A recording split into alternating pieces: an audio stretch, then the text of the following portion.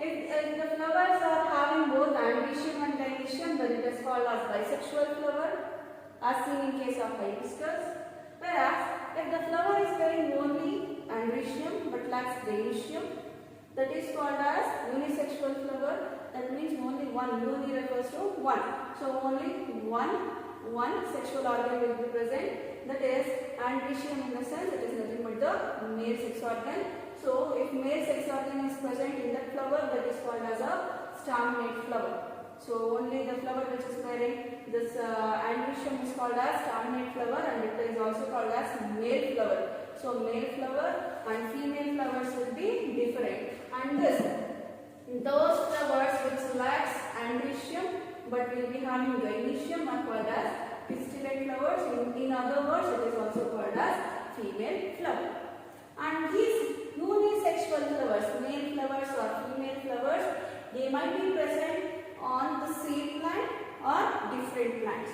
So if both male and female flowers are present on the same plant, if both male and this is female and male flowers are present on the same plant, then it is called as a monoecious plant.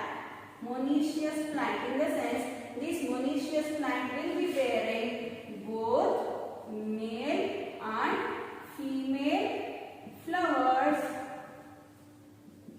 in same plant. So such a type of plant is called as monoecious plant. It is called as a monoecious plant. Whereas in some cases what happens, male flowers will be present on one plant and female flowers will be present on one more plant. So that is called as, that type of plants are called as dioecious plants. Here what happens, the male flowers will be present on one plant and the female flowers will be born on different plants. So here the plant which is bearing male flowers are called as male plant.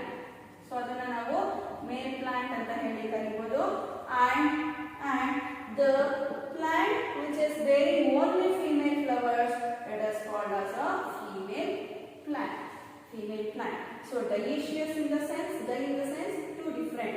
So here in case of dioecious what happens, the male flowers are born on one plant and female flowers on the other. So here this plant will be having male flowers and this plant will be bearing female flowers. So the plant which is bearing male flowers are called as male plant, and the plants which is bearing female flowers are called as female plant. This can be seen in case of papaya. So example for this is papaya. Both male and female flowers or plants will be bearing flowers, but only female plants will bear the fruits. Why means only this gynoecium has the capability, that is ovary has the capability to develop into the fruit. So thus what happens, only the female plant will be bearing, female plant in case of papaya they will be bearing the fruits here. So this is about the monoecious as well as dioecious. So ovary in the sense, if you observe here, this is the gynoecium. This is the female reproductive structure, and this gynoecium it is differentiated into three different regions or structures. The basal swollen structure of the gynoecium is called as ovary, and from the ovary you can see a tube-like structure arising, and this tube-like structure is called as a style. And at the tip of this style, a broadening structure is present, and this broadening structure is called as a stigma. So stigma, style, ovary together it is called as a pistil or gynoecium. Together it is forming a female reproductive structure, and that is called as gynoecium, or it is also called as a pistil. Now let us look at the symmetry of flowers. What do you mean by symmetry? You people know that these different floral whorls are arranged on the thalamus in different ways. And not all the flowers will be, all flowers will one arrangement flowers, different floral whorls. So they will be differentiated. So they will be present in a different way. Now let us look at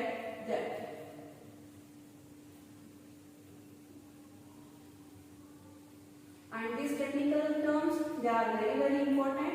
So make a note of it.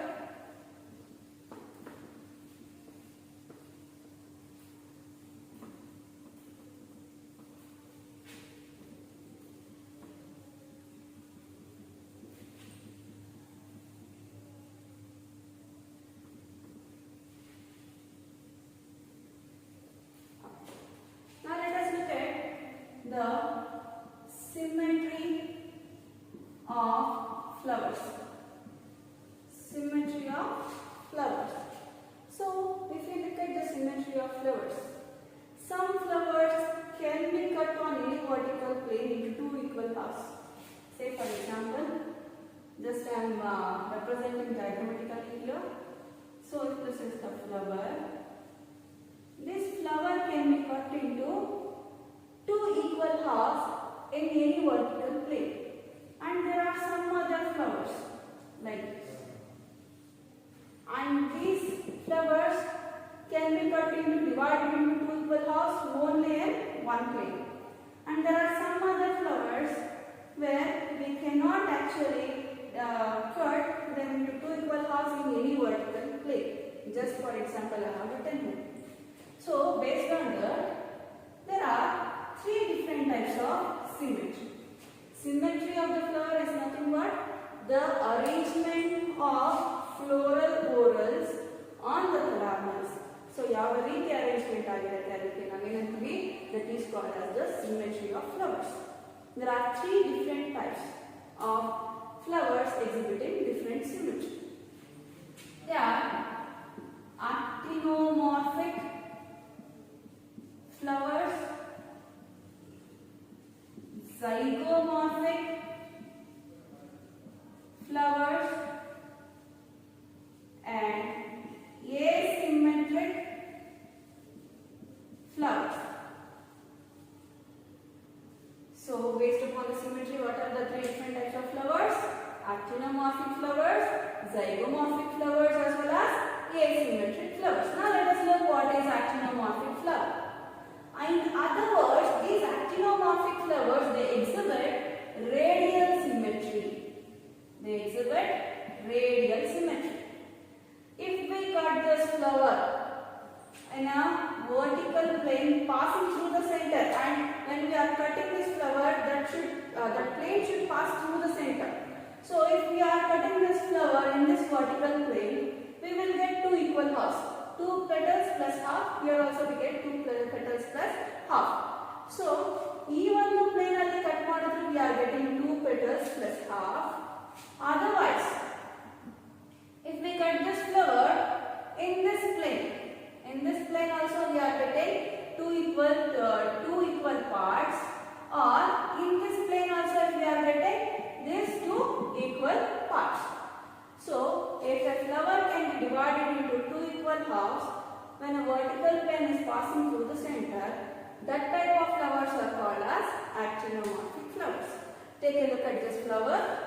If I cut this flower at the center here, I will get two equal halves, right? So that is called as actinomorphic flowers, and thus they are exhibiting the radial symmetry. Radial symmetry is nothing but any organism, when it is cut on a vertical plane passing through the center, it should give two equal halves. For example, apple. When we cut an apple at the center on any plane, we will get two equal halves at the first. Right. So in the same way, here also, this flower, when it is divided on vertical plane, we are getting two equal halves on any vertical plane. So here the term any vertical plane is very, very important, because each plane are cut ಮಾಡಿದ್ರೆ two equal halves ಬರುತ್ತೆ. This plane, we will be getting two equal halves. And example for actinomorphic flowers are hibiscus, datura. You might have seen chili flowers, tomato flowers, etc. So in all these flowers, vinca rosea, vinca rosea, even in this we can find the radial symmetry. And in some flowers, for example zygomorphic flowers, take a look at this picture. Here I can divide this flower into two equal halves only when I cut this particular flower in this particular plane, that's all. if I cut in this particular plane, I will not get two equal halves. See, if I cut here, can I get two equal halves? No, two petals have gone this side and one petal is present above. So I can get two equal halves in this flower only when I cut this particular flower. In this particular only one vertical plane, and thus those flowers are called as zygomorphic flowers. So here we get two equal halves when the flower is cut only in one vertical plane. Only in one vertical plane. So even the vertical plane and cut ಮಾಡಿದಾಗ ಮಾತ್ರ we will get the two equal halves, and that type of flowers are called as zygomorphic flowers. And these zygomorphic flowers, they exhibit bilateral symmetry, just like us. When our bodies are cut through this plane, we will get two equal halves, two legs, two hands, like that. But when it is cut horizontally, after the cut madre, head will be above and this will be below, like that. So only in this plane when they cut this flower, they get two equal halves. So that type of symmetry is called as a bilateral symmetry, and those flowers exhibiting bilateral symmetry are called as zygomorphic flowers. Usually this type of flowers can be seen in family Fabaceae. So leguminous plants alli ನಾವು ನೋಡಬಹುದು. For example, pea, crotalaria, beans, etc. So ಈ ತರ ಶುದ್ಧ ಹೂವು ಅದೆಲ್ಲನೂ ನಾವು there and all we can find the presence of this zygomorphic flowers. Now let us move on to the asymmetric flowers. For example, let me give example. Kenna indica. And these flowers actually they are grown for show, ornamental purposes. And this Kenna indica will be having red color flowers, and they will be exhibiting irregular symmetry. ಯಾವುದೇ ಒಂದು vertical plane ಅಲ್ಲಿ cut ಮಾಡಿದ್ರೆ we will not get any equal halves. So asymmetric flowers ಅಂತ ಹೇಳಿ ಕರೀತೀವಿ ಇದಕ್ಕೆ. They will be exhibiting, they are irregularly arranged. These floral whorls are irregularly arranged on the thalamus in case of asymmetric flowers, and these flowers cannot be divided into two equal halves when it is cut on any vertical plane. So those are called as asymmetric flowers. Example is Kenna indica.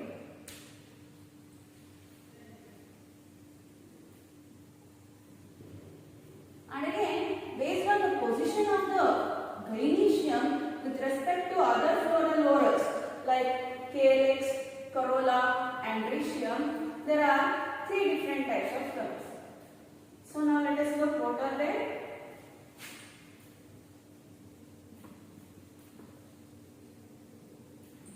So based on the position of gynoecium with respect to calyx, corolla, and rhizoom, there are three different types of flowers, namely hypogynous flowers,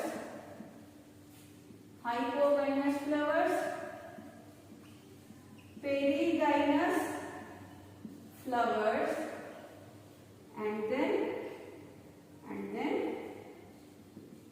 epigynous flowers. So based on what these are the different types of flowers and based on the position of ovary with respect to calyx, corolla, and rhizoom. So let me draw a diagram first. See here. I am drawing the diagram. This is the gynoecium, and here I write the thalamus.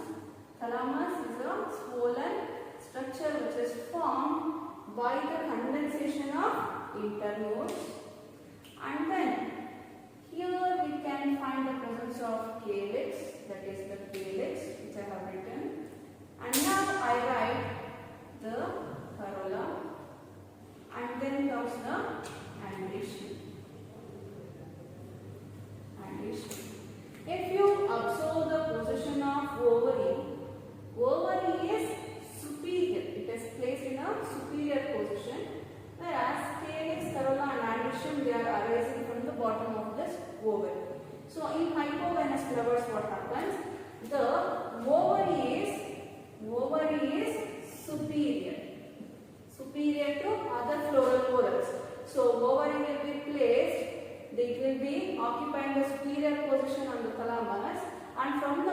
of this or from the bottom of this, we can find the presence of calyx, corolla and rachis. So these all will be arising from the bottom of the ovary. And this type can be seen in case of hibiscus.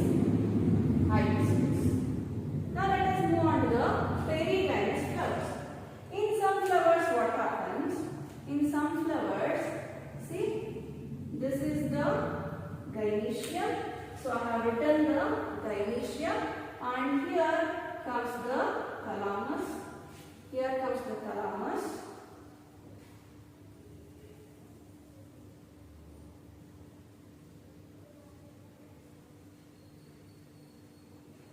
So this is the thalamus, and here sepal will be present, calyx will be present, and then comes corolla like this, and then corolla afterwards, and rachis. So if you observe this flower, this thalamus, it is elongated, it is dilated. And if you observe the position of this ovary with respect to these different whorls, this ovaries are placed at the center on the thalamus. So the ovary, it will be present at the center of the dilated thalamus. And the other whorls of the flower like sepals, petals and androecium, they will be arising from the rim of the thalamus. So ee tara one ardha ovary it is present below and half other ovary will be present above. So ee tara one ovary placement agire position idre, then that is called as perigynous flowers. So here the ovary is occupying half superior position and half inferior. Half superior, half inferior. This half of the ovary is superior. That means this half of the ovary is present above this whorls, calyx, corolla and androecium. Whereas this half of the ovary is present below the level of this calyx, corolla and androecium. So ee tara half and half present ittu andre the type of flowers are called as perigynous. This type can be seen in case of rose as well as peach. So here enagirutte ovary position enagirutte, it will be half superior, half inferior. So this is called as perigynous flowers. Example, rose as well as peach. Now let us move on to the epigynous flowers. So here I write the epigynous flower. This is the gynoecium. This is the gynoecium. Let me write the thalamus. This is the thalamus. This is the thalamus. And then comes petals. Before petals, sepals. This is the sepal. And then here comes the androecium. This is the ovary. If you observe epigynous flowers, the position of ovary is inferior. It is inferior. That means if you observe the level of ovary and other floral whorls, this particular ovary is enclosed by the thalamus. This green color structure what I have written, this is nothing but the thalamus. Here also thalamus, this is also the thalamus. See here, this thalamus is enclosing the ovary, and from the top of this ovary we can find the presence of calyx, corolla and androecium. And thus here the ovary is occupying the inferior position. Other whorls like calyx, corolla and androecium, they rise from the top of the ovary. And that type of flowers are called as epigynous flowers. This can be seen in case of cucumber as well as apple. So cucumber, apple, you can find presence of this epigynous flowers. Once again, let us go through these different kinds of flowers. So based on the position of ovary with respect to different floral whorls, let me write once again these diagrams. See here.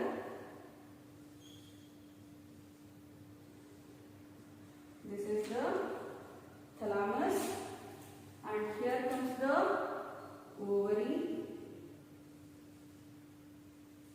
This is ovary, and then at the rim of this thalamus we can find the presence of calyx. This is calyx, and then comes the corolla, then androecium, and here also let me write. So this is the rim of the, this is the thalamus enclosing ovary. This is the ovary.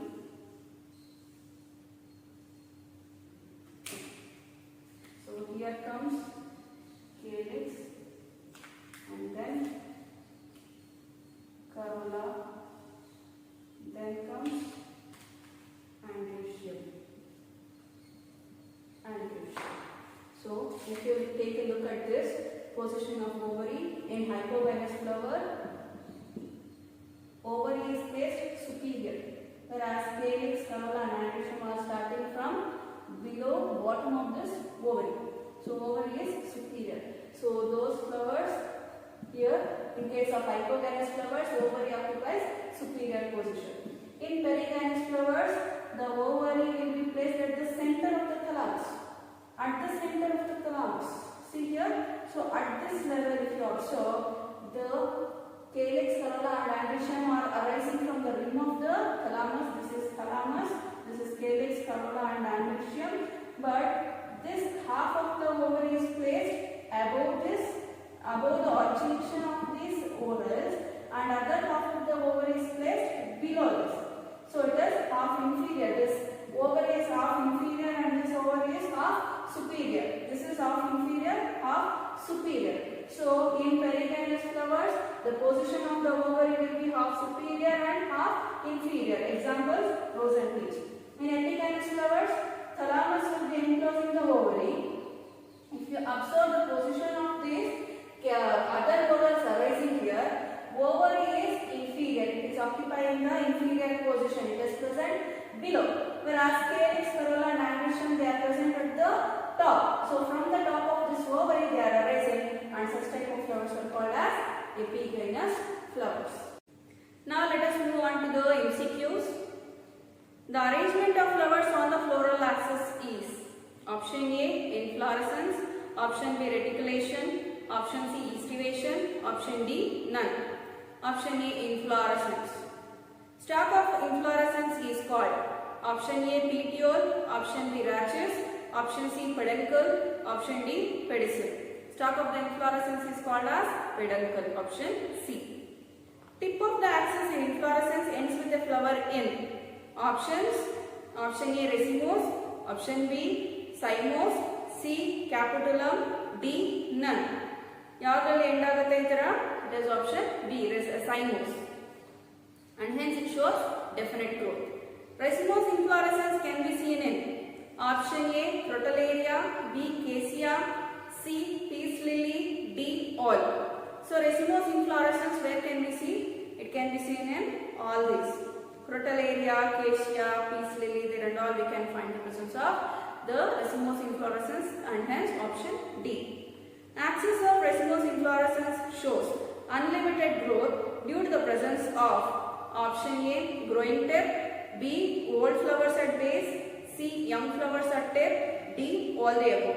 So what is the main reason behind that? Growing tip is present. Option A. Which of the following is wrongly paired? Option A, racemose, shows acropetal succession of flowers; B, cymose, basipetal succession of flowers; option C, both A and B options are wrong, whereas option D, none. So both are actually option A and option B, both are right. Racemose, it shows acropetal succession of flowers, whereas cymose shows basipetal succession of flowers, and hence option D, none. Option D is the right option. Now let us move on to the MCQs on this topic, flower. Leaf-like structure found at the base of pedicel is: option A, stipiole; option B, bracts; option C, bracteole; option D, torus.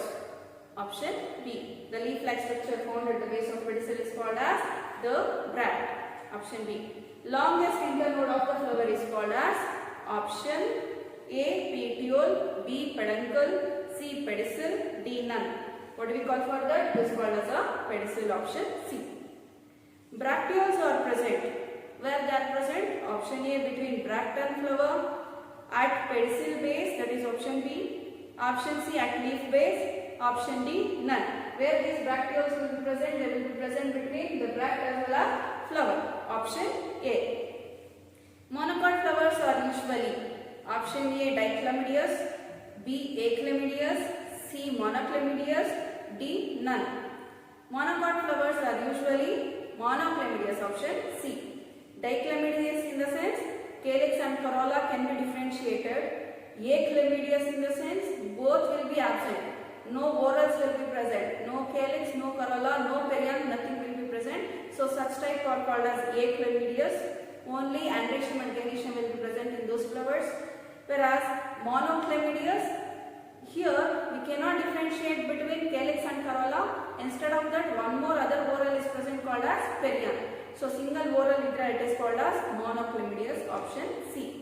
If a flower can be divided into two equal halves only in one vertical plane, then it is options.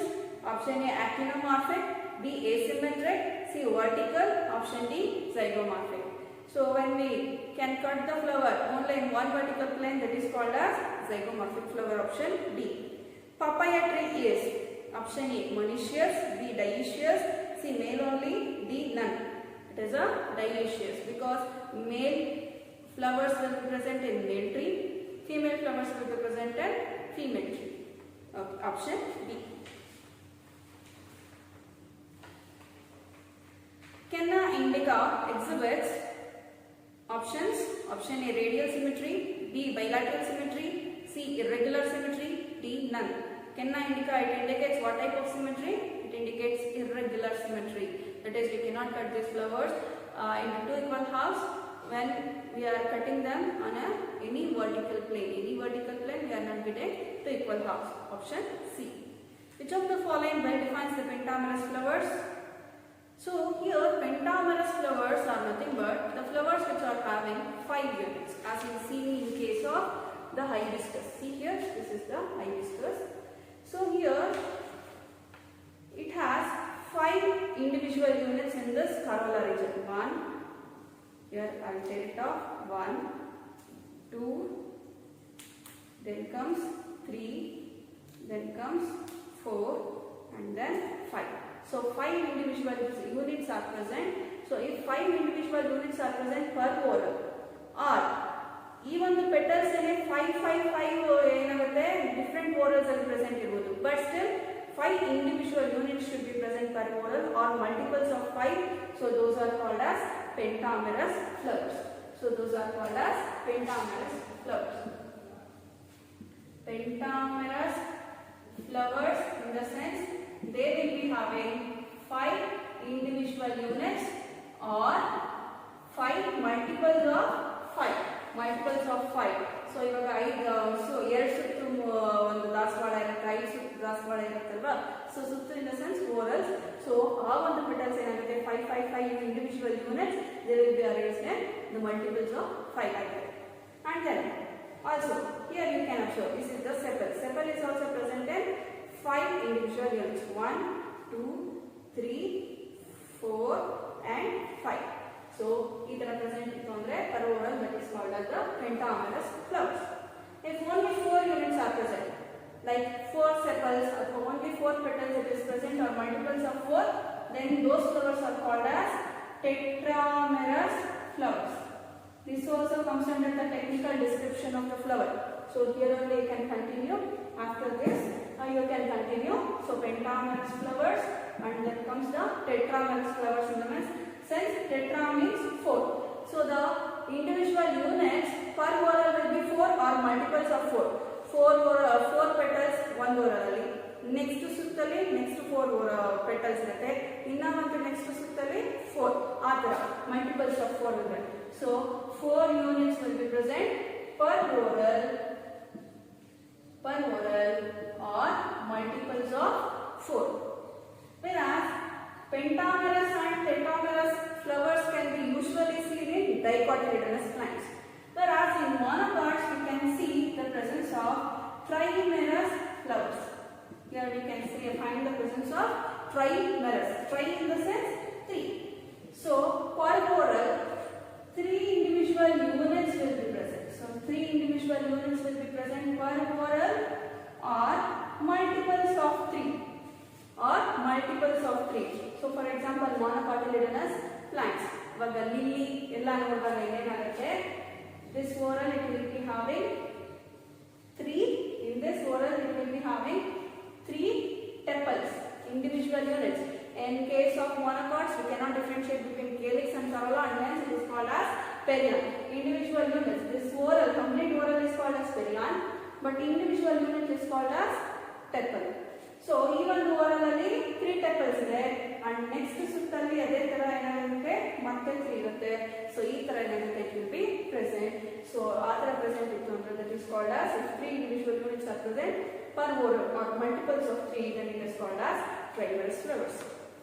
Okay. Which of the following well defines the pentamerous flowers? Option A. 5 units per whorl or multiples of 5. Option B. 3 units per whorl or multiples of 3. Option C. 4 units per whorl or multiples of 4. Option D. None.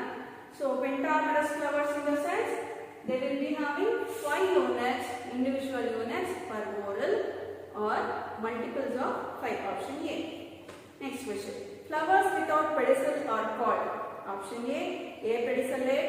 Option B. Pedicellate. Option C. Sessile. Option D. Petiolate.